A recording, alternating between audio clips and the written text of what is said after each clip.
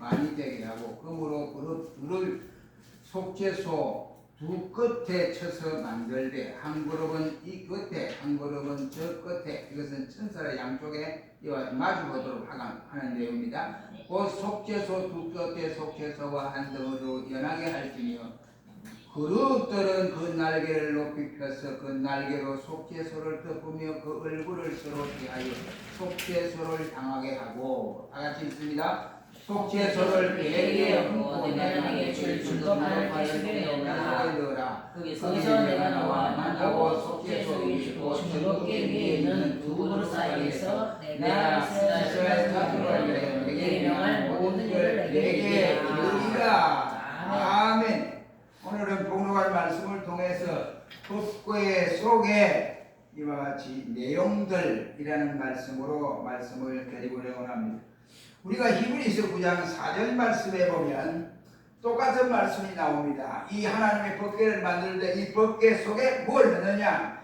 바로 십계명 증거판을 넣고 그 다음에 저들 광야에서 주 양식으로 먹었던 만나를 금항아리 속에 넣고 또 세 번째는 이와 같이 각 집밥별로 하도 이 사람들이 이스라엘 백성들이 레위인들이 말하기를 그것도 다 같은 얘기인데 무슨 짓이냐 모세만 지도력이 있느냐 그리고 아론만 제사장이 되느냐 우리도 레위니까 우리도 제사장이 역할을 해야 되느냐 하고 달라들었습니다. 그때에 하나님께서 아론은 하나님이 직접 세운 제사장이라는 징표를 알게 하기 위해서 각 지파별로 전부 자기 지파의 수장들의 이름을 써서 막대기를 하나씩 가져오라. 그때 아론의 레위 지파에는 아론의 이름을 써서 가져오라 해서 12지팡이를 속죄소 앞에 놓으라고 했습니다. 그러고 나서 그 이튿날입니다. 하나님께서 이스라엘 12지파를 다 모으라 모아보았습니다. 그리고 모으니까 왜 모으라 그러지? 하고 이제 수수가면 다 모였어요. 모여서 보니까 야 속죄소에 봐라. 그 안에 뭐가 있느냐 했더니 우리 안에 지팡이가 있습니다. 그 누구 지팡이 누구까지 봐봐라. 가져갔어. 나 가져왔는데 전부 11지팡이는 지팡이에 아무런 현상이 나타나지 않았는데 아론이 가지고 온 레위 지파의 이 지팡이에는 우미 돋고 순이 나고 꽃이 피어 살구 열매가 열렸더라 해서 기적 같은 일들이 일어나게 되어졌습니다. 한마디로 말해서 히브리서 9장 4절의 말씀은 이 세 가지 증거판과 그리고 금항아리와 지팡이에 대해서 법궤 속에 있는 말씀을 하고 있다. 이러면 이스라엘 백성이 광야에서 주 양식으로 먹었던 만나와 언약의 지팡이였던 아론의 쌍난 지팡이 그리고 저들에게 이와 같이 모세가 시내산에서 하나님으로부터 이스라엘 백성이 그냥 그때마다 하나님이 왕으로 아니면 선지자를 통해서 말씀하시는 그 말씀을 그냥 그대로 하지 않으면 너가 성분화되어서 뭔가 하나님의 말씀을 그대로 보고 그대로 지켜나가야 할 법을 주시겠다 한 것이 십계명입니다. 그래서 두 돌판을 저들에게 주어서 보고 섬기라고 이렇게 십계명을 주었습니다. 그렇다고 하면 오늘 이 세 가지 가운데 우리가 이 말씀을 낱낱이 우리 생각해보고 이 성막에 대해서 마치려고 합니다. 첫째, 만나를 담은 이 금항아리에 대해서 생각해보면 광야에서 이스라엘 백성이 40년간 주 양식으로 먹었던 만나였습니다. 이것이 뭐냐? 만나가 무슨 뜻이냐? 한마디로 말하면 예수 그리스도를 일러서 생명의 떡이다 라고 주님 자신이 말씀을 하고 있습니다. 주님은 자신이 신령한 떡이다 라고 말씀해 주시는 모습이 요한복음 6장 48절로 51절 말씀에 기록되어 있습니다. 내가 곧 생명의 떡이루라. 너희 조상들도 광야에서 만나를 먹었어도 죽었거니와 또한 이는 하늘로서 내려온 떡이니 사람으로 하여금 먹고 죽지 아니하리라. 나는 하늘로서 내려온 산 떡이니 사람이 이 떡을 먹으면 영생하리라 라고 주님 자신이 말씀을 했습니다. 사람은 누구를 만나고 영생의 떡, 생명의 떡이신 예수 그리스도를 먹지 아니하고는 절대로 영원한 생명을 소유할 수 없다. 이런 말. 여기 먹는다는 말은 믿는다 이런 말. 예수님을 확실하게 믿어줘야 이러한 역사들이 일어난다. 이런 말. 그 다음에 금항아리에 담은 이 만나라고 하는 이것은 금항아리에는 이와 지준함을 안닿습니다. 이 만나만 깨끗한 만나만 담아 넣는 거예요. 그렇다고 한다면 이 금항아리에 담은 이 만나라고 하는 것은 정결한 마음과 금같은 믿음을 소유한 자에게는 풍성한 은혜를 하나님이 채워주신다. 이러한 뜻이 담겨져 있습니다. 그렇다면 여러분, 말씀의 은혜를 풍족히 받으려면 금같은 믿음을 소유하지 않으면 안 됩니다. 금같은 믿음을 소유한다 할지라도 그렇게 될 때 바로 금같은 믿음을 소유할 때 천국의 법궤 안에 우리를 넣어서 귀하게 주님이 보존하여 주신다. 이런 뜻이 됩니다. 그러므로 아론의 쌍난 지팡이가 두 번째인데, 이 아론의 쌍난 지팡이는 민수기 16장 17절 말씀에서 보면 이스라엘 백성이 광야에서 호라의 자손들이 반역의 길을 들고 모세와 아론을 이와 같이 반역한 일들이 있습니다. 그때 하나님이 반역한 저들을 심판하시는 모습을 볼 수가 있게 됩니다. 당시의 지도자 모세와 아론을 반대해서 반역을 일으킨 사람은 레위의 정손 고핫의 손자 이스라엘의 아들 호라와 루벤 자손 엘리압의 아들 다단과 아비람이었습니다. 이들은 이름 있는 족장 바로 250명과 더 야합을 해가지고 모세와 아론을 덤벼들면서 모세야, 아론아, 너희만 지도자냐? 너희만 제사장이냐? 우리도 다 같은 레위인이 아니냐? 그런데 우리도 지도력을 가질 수 있다. 너만큼 할 수 있다. 그런데 왜 너만 차지하고 있느냐? 그래서 또 아론에게 너만 어떻게 제사장이 되느냐? 우리 레위 지파인데 하나님이 레위 지파로 구별했는데 그래 너만 하지 말고 우리도 같이 제사장 역할을 할 수 있도록 해달라. 이러면서 너희가 통배냐? 요즘 말하면 통배냐? 너희만 어찌 하느냐? 이와 같이 반역을 하다가 결국은 반역의 무리들이 다 땅이 입을 벌려서 복삭 땅속에 묻히기도 했습니다. 그런데 그 가운데도 아직도 남아있는 반역의 조상들이, 후손들이 남아있었습니다. 그때 그 후손들이 바로 모세의 지도권에 반기를 들기 시작을 했습니다. 하나님은 고라의 일당 250명을 다 순식간에 땅을 벌려 다 삼켜버려서 땅속으로 묻게 되었습니다. 그러니 이 사건의 후유증으로 말미암아 이러한 모든 250명이 죽은 것은, 고라의 자손이 죽은 것은 바로 우리 선조들이 우리 아버지 어머니가 잘못해서 그런 것이 아니라 저 나쁜 모세와 아론 때문에 우리의 어머니 아버지가 죽었다. 이렇게 또 떼들기 시작을 했습니다. 그럴 때 하나님은 가만히 있지 아니하고 떼들은 저들 1470명을 다 땅에 갈라져 연병으로 죽게 만들었습니다. 그리고 아론의 제사장 직분이 어떠한가를 알게 하기 위해서 모세를 명하여서 모세야, 너희의 12지파 가운데 2명을 다 하나씩 골라서 막대기를 가져오너라. 저들 조상들이 가지고 다니는 이 막대기, 그러니까 양을 치는 그 막대기를 하나씩 가져오너라고 했어요. 그리고 각 족장별로 족장이 가져오되 그 족장이 자기 지파의 이름을 써서 이 법궤 앞에다 내놔라 했습니다. 그때 아론은 레위 자손이니까 아론의 이름을 쓰고 여기다 가져오너라 했습니다. 그래서 12지팡이를 전국의 앞에 두게 했습니다.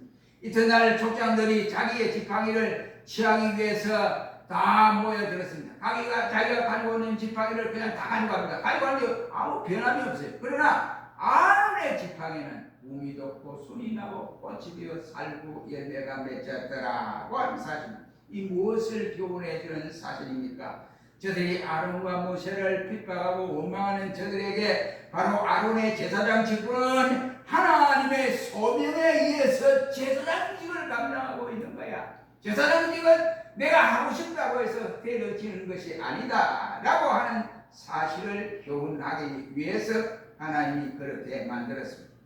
하나님의 직분이 하나님 주지 않으면 직분을 감당할 수 없다, 이런 말이 되겠습니다. 그 좋은 예로 우시아 왕이 우리의 생각에 나요. 우시아 왕의 직분으로서 감당하고 있는데 전쟁이 일어나야 되니까 우시아가 그동안 참 잘했습니다. 농경 정책을 비롯하여 이 군 개혁운동, 그 다음에 이막 국방운동, 모든 백성들에게 정치적으로 편안하게 살도록 그렇게 만들었던 왕 중에 하나였어요. 근데 이 교만인 거예요, 교만. 그때 가서 끝까지 견뎌내야 되는데, 그 전쟁을 하는 통에, 제 사람이 와서 제사를 드리고 전쟁을 시작해야 되는데, 그러지 않고, 바로 그는 그냥 답답한 거예요. 빨리 해야 되니까. 그러니까 아사랴 제사장, 당신 불러가. 내가 할 거야. 제사장 아사랴를 쫓아내고, 자기가 번제를 드리고, 이렇게 하다가 하나님이 그에게 문둥병이 들게 만들었습니다. 그때 나이가 바로 그가 16세의 왕으로 있다가 52년간 왕의 통치를 하고 68세부터 이와 같이 이 문둥병이 들어서 별궁에 지내다가 결국은 죽게 되어서 죽어도 저들 멸방들이 죽었던 묘소로 가지 못한 어리석은 자가 되어져 버리고 말았습니다. 그러면 오늘날의 신약 성도들은 만민 제사장이라고 말을 하고 있습니다. 그러나 우리도 처음에는 세상에서 보잘것없는 지팡이에 불과했습니다. 이러한 나 같은 저와 여러분이 꺾여서 하나님의 교회에 왔다 갔다 하다가 어느 날 나도 모르는 사이에 성령의 역사를 체험하게 되고 성령의 은혜를 체험하게 됨으로써 잎이 나고 순이 돋고 꽃이 피고 살구 열매가 맺힌 것처럼 변함을 받았습니다. 이 말은 뭐냐?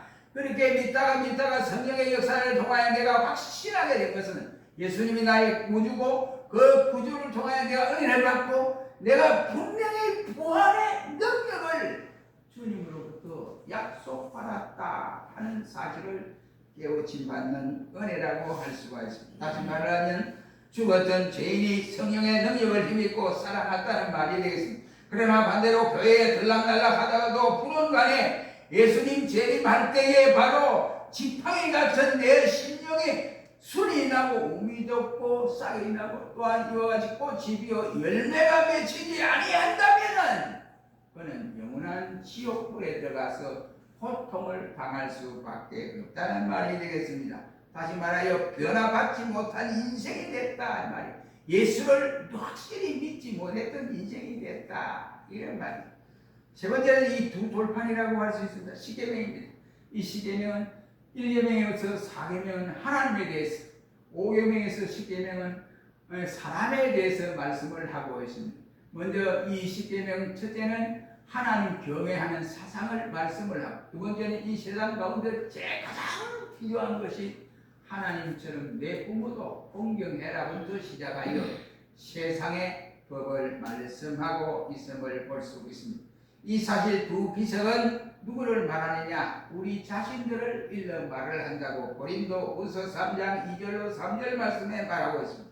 너희가 우리의 편지라 우리 마음에 썩고 무사람이 알고 읽는 바라. 너희는 우리로 말미암아 나타난 그리스도의 편지니 이는 먹으로 쓴 것이 아니요 오직 살아계신 하나님의 영으로 한 것이고 돌비에 쓴 것이 아니라 오직 너의 마음비에 새겨졌느니라고 말씀을 하시고 있습니다.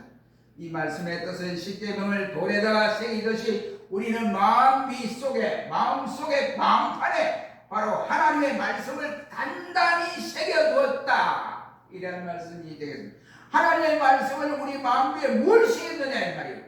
예수가 우리의 구주다. 예수님을 믿어야 영생한다. 예수님을 믿어야 부활의 능력이 나타난다. 이 사실을 우리에게 깨닫게 하는 절입니다. 그러므로 나를 통하여 하나님 또한 성령님 그리고 예수님을 읽어보아야 된다. 이런 말이 되겠습니다. 오늘의 교회는 하나님의 고정된 비석이라고 말을 할 수가 있습니다. 그러나 우리 성도들은 움직이는 편지의 비석이다 라고 할 수가 있습니다. 그러면 여러분, 우리 교회나 저와 여러분들의 마음비에 과연 무슨 글씨를 쓰고 있으렵니까? 우리의 마음에 무엇이라고 읽을 수 있겠습니까? 마음비에 새겨진 그 비석을 우리가 무슨 글자라고 당당하게 읽을 수가 있겠는가? 이러면 돈을 떼먹는 사기꾼이란 이름이 쓰여져 있을까요?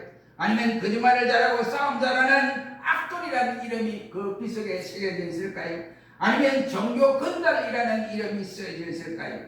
아니면 신자라는 이름만 가지고 마귀의 편지를 써가지고 왔다 갔다 하는 마귀의 일을 찾아서 하는 사람이라고 쓰여져 있을까요?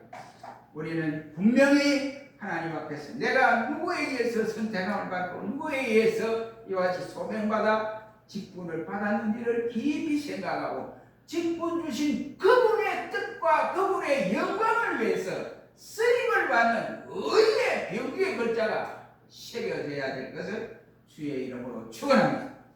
그렇게 안에는 만나를 담을 항아리와 또 아론의 상난 지팡이 위에 무엇이 들어있습니까?